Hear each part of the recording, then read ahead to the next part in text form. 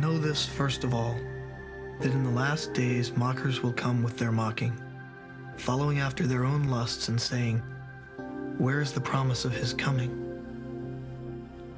But do not let this one fact escape your notice, that with the Lord 1 day is as 1,000 years, and 1,000 years is 1 day.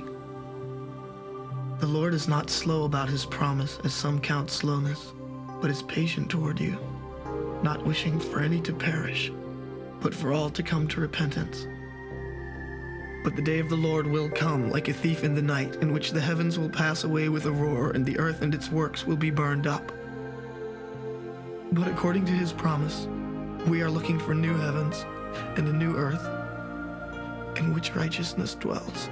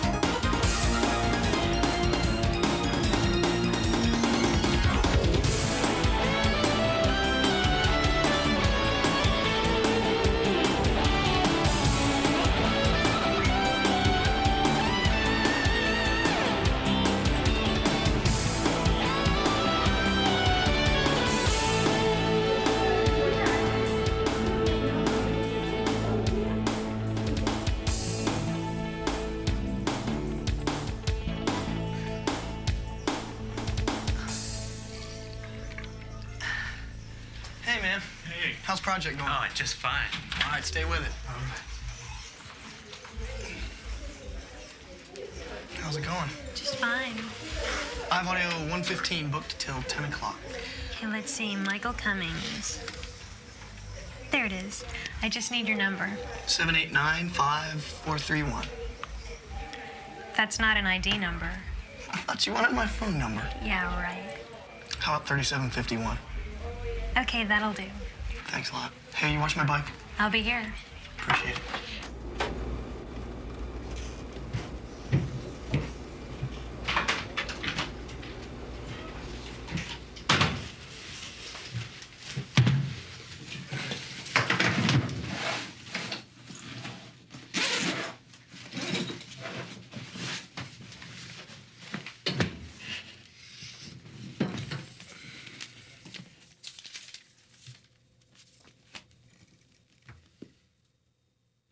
Dear Mom, Dad, Callie, and Cody, I hope you're all doing well. I'm sorry for what happened the last time I was home. I never intended to get into an argument. It's just that I want so much to share with you what has happened in my life. I don't know why it's so difficult to talk to your own family about God. It's as if there's one room in the house that no one is supposed to go into. And if you accidentally wander into that room and someone else just happens to follow you in, then you're both obligated by some unwritten rule to back out as quietly and quickly as possible. I don't want to argue, but I can't back out of that room. I love you too much. But that's why I'm sending this tape.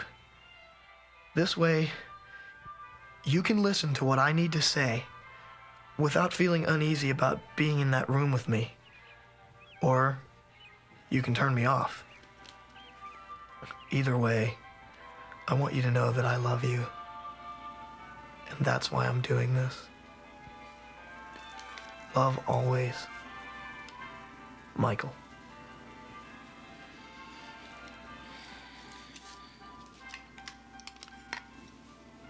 What's that, Mom? It's a tape from Michael.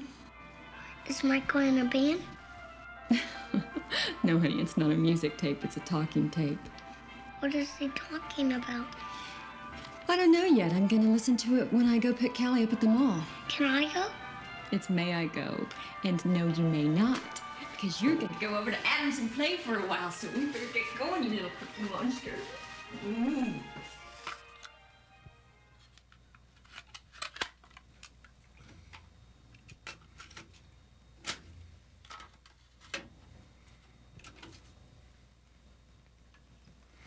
Testing 1, 2, 3. Hello. Hello. Testing 1, 2, 3.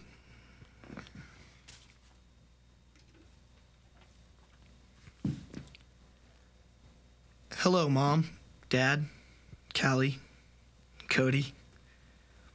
Thank you for taking the time to listen to this tape. The idea of doing this came to me last Wednesday night. I was with some friends and we were talking about the future. Actually, we were talking about what the Bible has to say about the future. As we talked, it hit me that if I really believed the Bible, and if I really believed that what we were talking about could happen at any moment, I had to say something to the people I'm closest to. According to the Bible, there will be a day when Jesus Christ comes again to gather from the earth all the people who truly believe in him. Now, there are different opinions among Christians on the exact order of the events surrounding his return. But one thing is certain. He is coming back. There are over 300 passages in the Bible that deal with the return of Jesus Christ. Many of these passages indicate that he could come at any moment.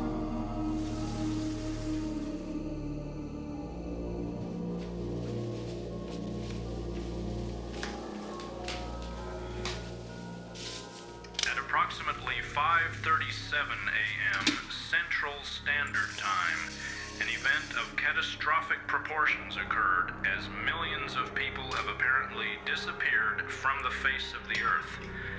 I repeat, the federal government has declared a state of national emergency. We go now to Bob Lawson, live from our eyewitness helicopter. Steve, I have never seen anything like this. It looks like a war zone from up here. We are currently approaching the downtown area, and as I look at the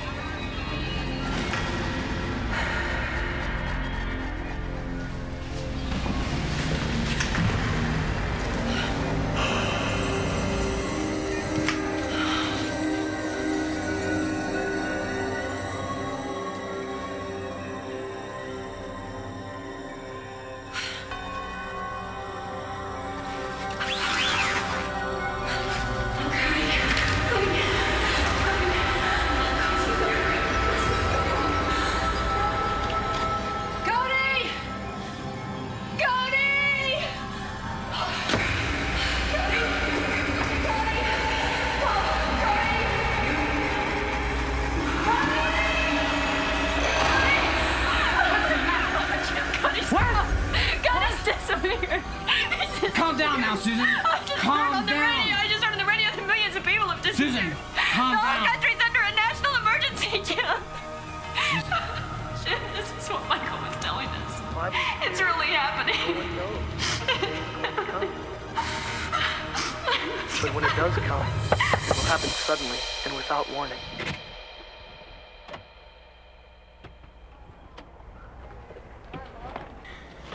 Are you okay?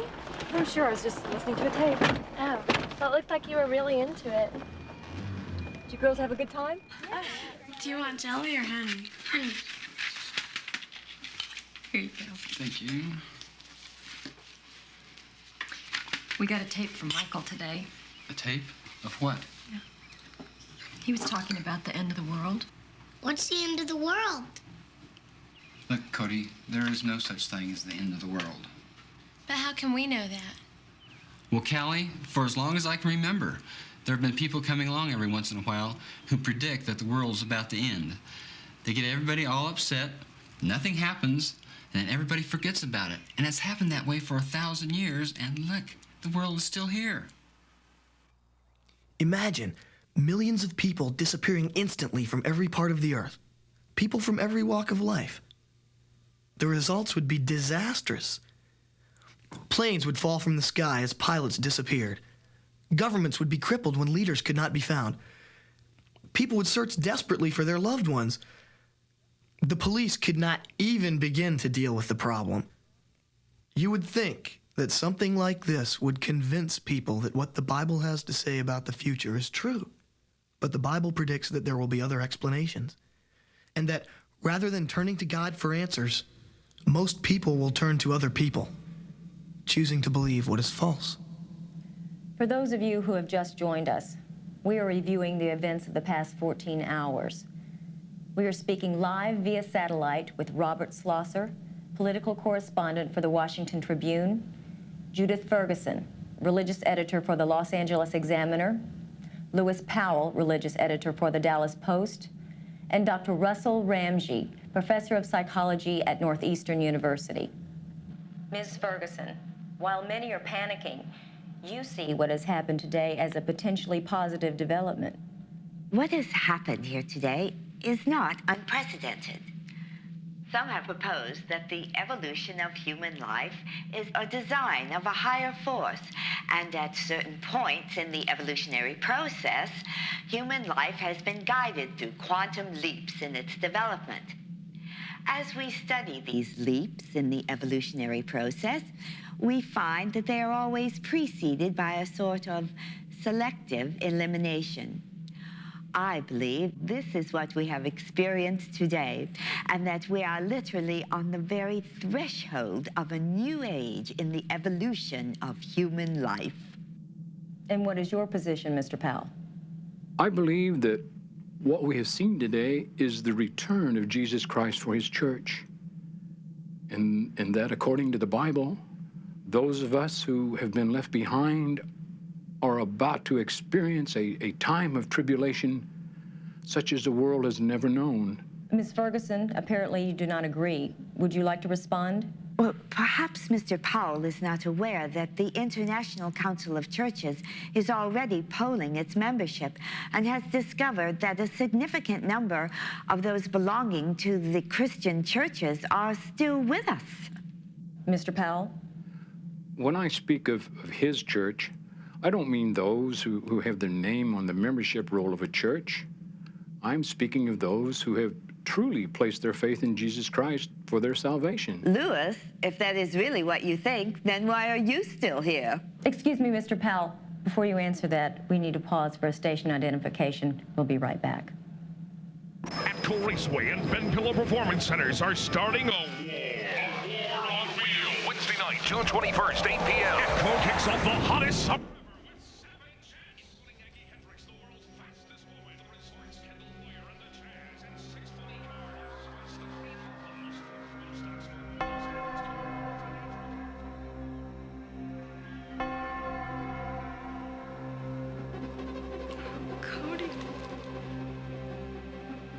Mr. Powell, before the break, you gave us your opinion that the millions of people that have disappeared today are true Christians.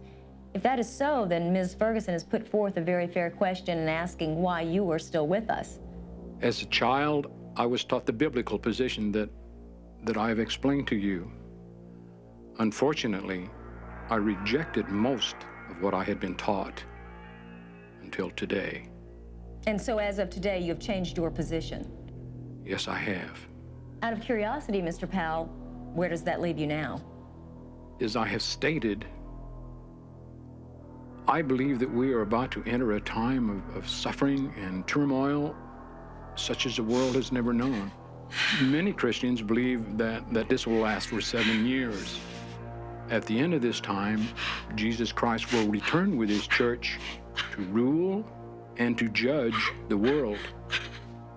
Those who have remained faithful to Christ will be saved, and those who have rejected Christ will be judged accordingly. To answer your question, I am terrified at what I know I will go through during the next 7 years. But with everything that is in me, I intend to persevere and remain faithful to Christ. Dr. Ramsey, we haven't heard from you. Miss Anderson, I believe it is very irresponsible of Mr. Powell to express such a fatalistic opinion considering what we have experienced today. It is not inconceivable that a large portion of the world's population is already Yes, she on the is. verge of mass hysteria. Who's calling? This is Bill Schreiber with Golden Oaks. Jim, I've got it. Mrs. Cummings, this is Bill Schreiber with Golden Oaks. Yes. I'm calling about your parents. Mrs. Cummings, we confirm that your mother and your father were among 19 residents who disappeared this morning. I'm sorry, Mrs. Cummings.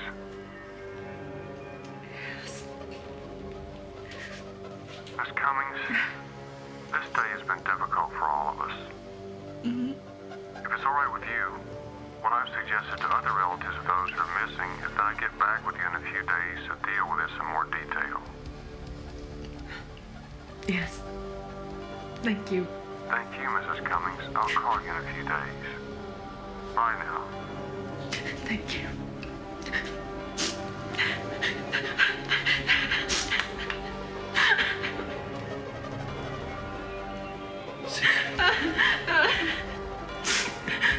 Susan, something's happened here that we just don't understand. But it's happened to just lots of people. And for all we know, Susan, Cody and Michael and their parents could come back just as quickly as they disappeared. And there is an explanation for this. But until we know what it is, we can't do so.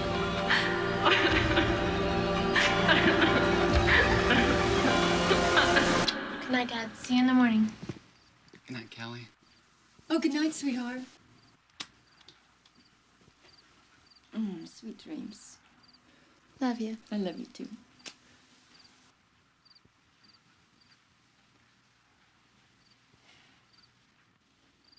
Well, what did you think about the tape? I still think the best thing to do is just back off. He's going through a time of self-discovery and exploring new ideas, and if we try to tell him how to think, he'll just move farther away. We saw that the last time he was in. I think if we just let it alone, it will pass.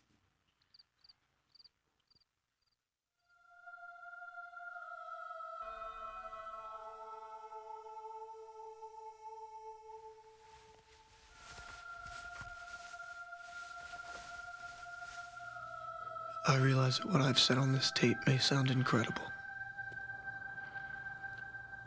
But it all comes down to this. Jesus promised that one day he would come back for all those who truly believed and trusted in him. But you can't wait until that day comes to decide what you believe. Because when it comes, there won't be time to make a decision. Mom. Dad. Callie and Cody. I'm not trying to make you angry. I only want to see you there. The other night, I had a dream. We were all in a huge airport. We were waiting for a plane, but this was no ordinary plane. This plane was bound for heaven. Dad, you were on the phone taking care of business. Mom, you were reading a magazine. Callie, you were listening to your Walkman and writing a letter. And Cody was coloring. I was reading the schedule for arriving and departing flights. Suddenly I noticed that our flight was already boarding. Dad, you insisted we had plenty of time and that you didn't want to be interrupted. Mom, you insisted that Dad was aware of the situation and that we weren't about to leave without him.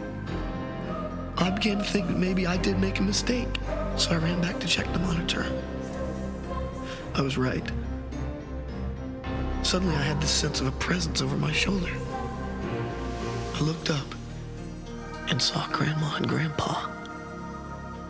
They were looking straight at me and they were waving for me to come. I knew that I didn't have a moment to lose, but I also knew that if I left, I'd never see you again. I turned back to look at Grandma and Grandpa. They were gone. Suddenly it hit me. Each of us has to choose to go. We can't choose for someone else. And we can't make someone else choose. I turned to run toward the gate. As I approached airport security, I thought about leaving my bag behind to save time, and then I thought, no. I'll use these few seconds to take one last look at my family. You didn't even know I was gone. And then I saw Cody, and he was looking around, and I knew he was looking for me. And I motioned with all my heart for him to come. And he ran toward me, and then he hesitated. And he looked back as though to think about what he was really doing.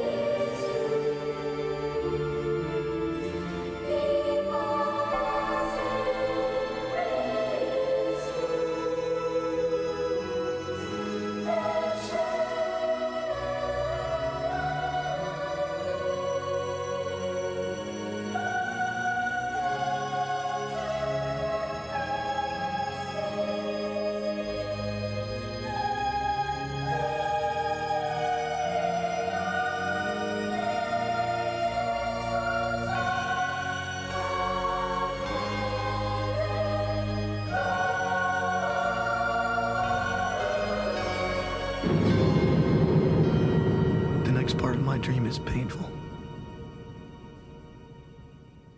but not nearly so painful as the way it will really be. I saw each of you approach the window inside the gate area.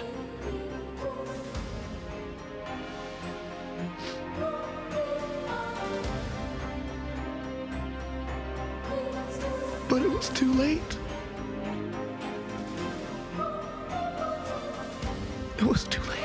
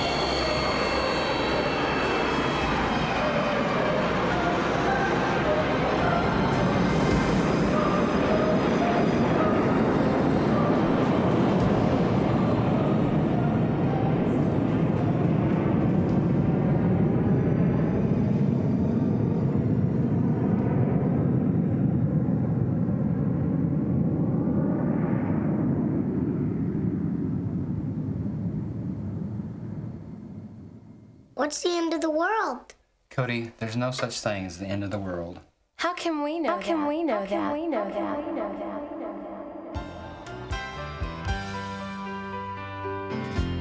I need to say these things 'cause I love you so, and I'm sorry you get angry when I say that you just don't know that there's a heaven waiting for you and me.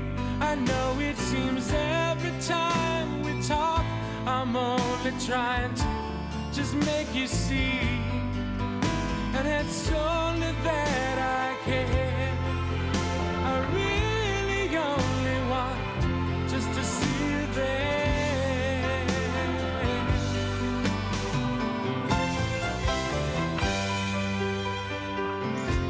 Please try and overlook my human side.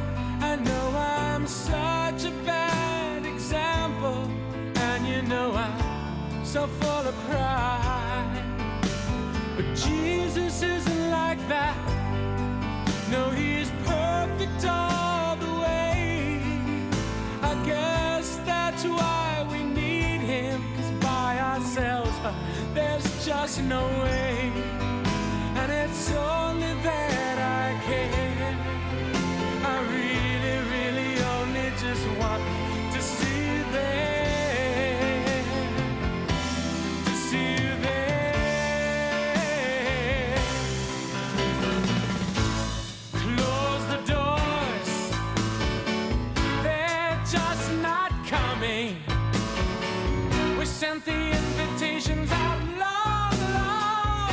long time ago.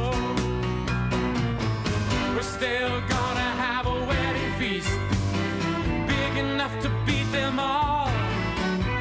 The greatest people in the world just wouldn't come, so now we'll just have to invite the small. And it's only that I care.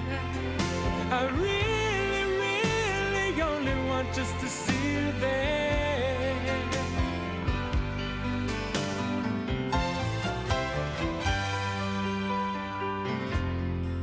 Isn't that Jesus? Isn't it Joseph and Mary's son? Well, didn't he grow up right here? He played with our children. What? He must be kidding. Thinks he's a prophet. Well, prophets don't grow up from little